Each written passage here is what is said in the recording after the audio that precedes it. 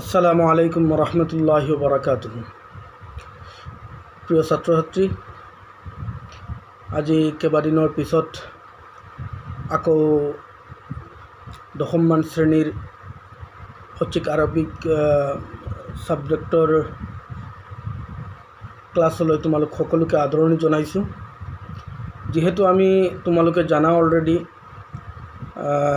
Lesson number 1ৰ প্ৰায় শেষ অংশত আহি গৈছিল, মাত্ৰ এটা অংশ বাকী আছিলে। আৰু যেটো অংশ নেকি তোমালোকৰ আছিলে 4 নম্বৰ যেটো প্ৰশ্ন আছিলে, পবিত্ৰ আয়াত দুফা কি তোমাৰ মাতৃভাষাত ব্যাখ্যা কৰা, এই ব্যাখ্যাখিনি লিখাই দিয়া বাকী আছিলে। বাকীখিনি আলহামদুলিল্লাহ মই তোমালোকক অংশ হিচাপত গোটেইখিনি দি দিছিলোঁ আৰু তোমালোকেও নোট কৰিছা আৰু মোলৈ প্ৰেৰণ কৰিছা, মই দেখিছোঁ। কিছুমান লিখাত তোমালোকৰ অসুবিধা হৈছে, যিখিনি মই কিছুমানক আঙুলিয়াই দিছোঁ আৰু বাকী সকলো ঠিকে আছে আলহামদুলিল্লাহ, ধুনীয়াকৈ লিখিছা আৰু এইখিনি তোমালোকে নিশ্চয়কৈ মুখস্থও কৰিছা। এতিয়া আমি যিখিনি বাকী আছে লেসন নম্বৰ 1ৰ এইখিনি আমি আলোচনা কৰিম। অৰ্থাৎ আয়াত দুফাকি যেটো দুইটা আয়াত দিয়া হৈছে, এটা হৈছে সূৰা ফাতিহাৰ পৰা ইহদিনাছ সিৰাতাল মুস্তাকিম, আনটো হৈছে আল্লামাল ইনসানা মা লাম ইয়ালাম।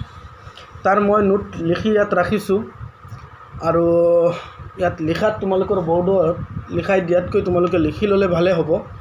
মই ইয়াত কৈ যাম, তোমালোকে লিখি ল'বা, লাহে লাহে কৈ যাম। আৰু লিখাৰ পিছত এইখিনিও তোমালোকে যেতিয়া ব্যাখ্যাখিনি নোট কৰি ল'বা, মোলৈ মোৰ পাৰ্চনেল হোৱাটছআপ নম্বৰ যেটো আছে 9957672040, নিশ্চয়কৈ তোমালোকৰ ছেভ আছে। এই হোৱাটছআপ নম্বৰত তোমালোকে প্ৰেৰণ কৰি দিবা। যদি কোনোবা ভুল হৈছে তেতিয়াহ'লে মই আকৌ আঙুলিয়াই দিম পাৰ্চনেলি। যিখিনি হওক, এতিয়া মই আৰম্ভ কৰোঁ। প্ৰথম যেটো আছে আয়াত ইহদিনাছ সিৰাতাল মুস্তাকিম, তাৰ ব্যাখ্যাখিনি। তো তোমালোকে বহি ৰেডি কৰা। প্ৰথমতে ব্যাখ্যা লিখাৰ আগতে প্ৰথমতে ইহদিনাছ সিৰাতাল মুস্তাকিম তোমালোকে লিখি লোৱা। তাৰপিছত এইটো লিখা হোৱাৰ পিছত লিখিবা উক্ত আয়াত ফাকি পবিত্ৰ কোৰআনৰ, উক্ত আয়াত ফাকি পবিত্ৰ কোৰআনৰ সূৰা ফাতিহাৰ পৰা লোৱা হৈছে। উক্ত আয়াত ফাকি পবিত্ৰ কোৰআনৰ সূৰা ফাতিহাৰ পৰা লোৱা হৈছে। দাঢ়ি এই আয়াত ফাকিৰ জৰিয়তে আল্লাহ লিখোঁতে বানানত চৰেয়া লয় আকাৰ হ, আল্লাহ হ এটা শেষত আহিব, তাৰপিছত ৰস্বই দিবা। উক্ত আয়াত ফাকিৰ জৰিয়তে আল্লাহ আমাক তেওঁৰ ওচৰত সহজ সৰল পথ বিচাৰিবলৈ শিকাই দিছে। উক্ত আয়াত ফাকিৰ জৰিয়তে আল্লাহ আমাক তেওঁৰ ওচৰত সহজ সৰল পথ বিচাৰিবলৈ শিকাই দিছে। দাঢ়ি দিয়া, পেৰাগ্ৰাফ চেঞ্জ কৰা। দ্বিতীয় পেৰাগ্ৰাফত লিখা সহজ সৰল পথ মানে হ'ল, সহজ সৰল পথ মানে হ'ল আল্লাহ আৰু তেওঁৰ ৰাসূল সাল্লাল্লাহু আলাইহি ওয়াসাল্লাম সম্পূৰ্ণ তোমালোকে অসমীয়াত লিখিবলৈ যাওঁতে দ্বিতীয় চ লিখিবা আৰু তাত বিসৰ্গৰ দি ব্ৰেকেট ক্লোজ কৰি ল'বা। ব্ৰেকেটৰ ভিতৰত লিখিবা, তেতিয়াহ'লে এইটো তাৰ শ্বৰ্ট ফৰ্ম হয়। তেতিয়া পঢ়োঁতে অট'মেটিকলি সাল্লাল্লাহু আলাইহি ওয়াসাল্লাম এইখিনিত পৰিব। তো আল্লাহ আৰু তেওঁৰ ৰাসূল সাল্লাল্লাহু আলাইহি ওয়াসাল্লামৰ ব্ৰেকেট ক্লোজ কৰি ৰ লিখা পূৰ্ণ অনুসৰণ আৰু অনুগত্য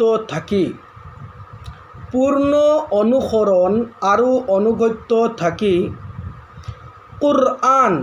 কোৰআন লিখোঁতে বানানটো লিখিবা ক, তলত লিখিবা ব, ক যোগ ব, উকাৰ, ৰ হাইফেন দিবা, চৰেয়া জন্তীয়ান্ন, কোৰআন আৰু হাদিছৰ আলোকত নিজৰ জীৱন অতিবাহিত কৰা।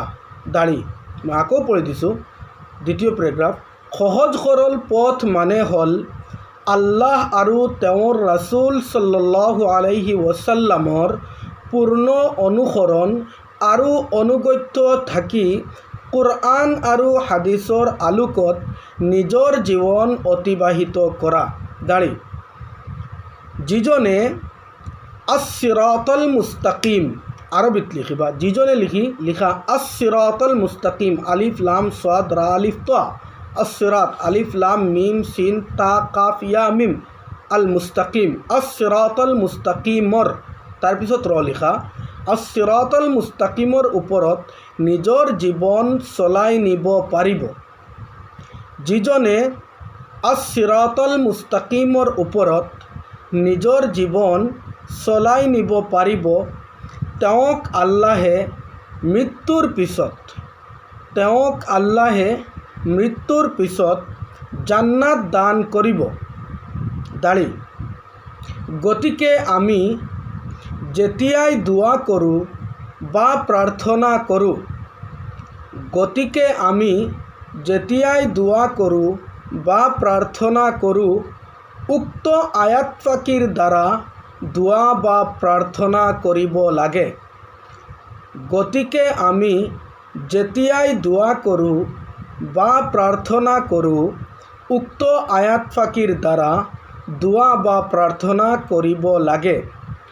আল্লাই আমাক দাড়ি দি লিখা, আল্লাই আমাক শিকাই দিয়া আয়াত ফাকিৰ অৰ্থ হ'ল, আল্লাই আমাক শিকাই দিয়া আয়াত ফাকিৰ অৰ্থ হ'ল হাইফেন দিবা, লিখা আল্লাহ আমাক সহজ সৰল বাটত পৰিচালিত কৰক। আল্লাহ আমাক শিকাই দিয়া আয়াত ফাকিৰ অৰ্থ হ'ল আল্লাহ আমাক সহজ সৰল বাটত পৰিচালিত কৰক। দাঁড়ি বছ ইমানখিনিয়েই ইহদিনাছ সিৰাতাল মুস্তাকিমৰ ব্যাখ্যা। আৰু দীঘলীয়া কৰিলে কৰা যায়, কিন্তু ইমানখিনি সাফিচিয়েণ্ট তোমালোকৰ হৈ যাব ইনশাআল্লাহ। এইটো নোট কৰা। দ্বিতীয় নম্বৰ যিটো আছিলে আল্লামাল ইনসানা মা লাম ইয়ালাম, প্ৰথমতে তোমালোকে বা নাম্বাৰ লিখি আল্লামাল ইনসানা মা লাম ইয়ালাম আৰবিত লিখি লোৱা আৰু তলত তাৰ ব্যাখ্যাটো কৰা। উক্ত আয়াত ফাকি পবিত্ৰ কুৰআনৰ সূৰা আলাকৰ পৰা লোৱা হৈছে। সূৰা আলাকৰ পৰা লোৱা হৈছে। দাঁড়ি দিয়া উক্ত আয়াত ফাকিৰ জৰিয়তে আল্লাহ মানুহক যে নজনা বস্তুবোৰৰ শিক্ষা দিছে তাৰ কথা বৰ্ণনা কৰিছে। দাঁড়ি আকৌ শুনি লোৱা, উক্ত আয়াত ফাকি পবিত্ৰ কুৰআনৰ সূৰা আলাকৰ পৰা লোৱা হৈছে। দাঁড়ি উক্ত আয়াত ফাকিৰ জৰিয়তে আল্লাহ মানুহক যে নজনা বস্তুবোৰৰ বিষয়ে শিক্ষা দিছে তাৰ কথা বৰ্ণনা কৰিছে। পেৰাগ্ৰাফ চেঞ্জ কৰা, লিখা মানুহ যেতিয়া এই পৃথিৱীখনত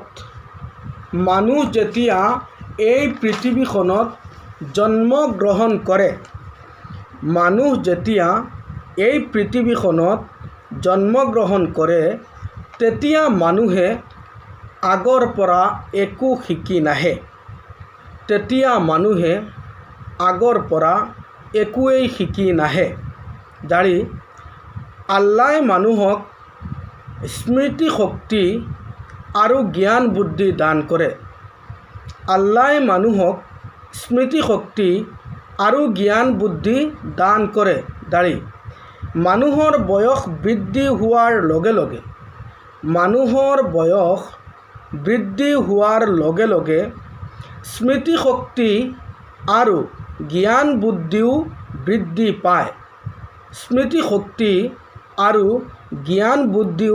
বৃদ্ধি পায়। দাঁড়ি ফলস্বৰূপে মানুহে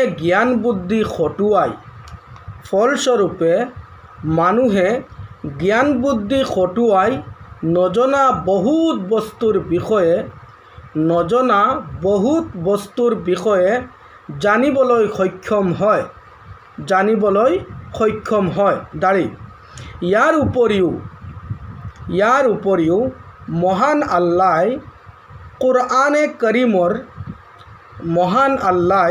কোৰআনে কৰিমৰ আন এঠাইত বৰ্ণনা কৰিছে যে মই আদম আলাইহিছ সালাম তোমালোকে লিখোঁতে চৰেয়া লিখিবা, বিসৰ্গৰ দিবা, ব্ৰেকেটৰ ভিতৰত সোমাই দিবা। আলাইহিছ সালাম সম্পূৰ্ণ ইয়াৰ শ্বৰ্ট ফৰ্ম হৈ যাব, পঢ়োতাই পঢ়িব আলাইহিছ সালাম। মই আদম আলাইহিছ সালামক সকলো বস্তুৰ নাম শিকাই দিছোঁ দাঢ়ি। আমিও যিহেতু সেই আদম সন্তান সেয়েহে আমাকো মহান আল্লাই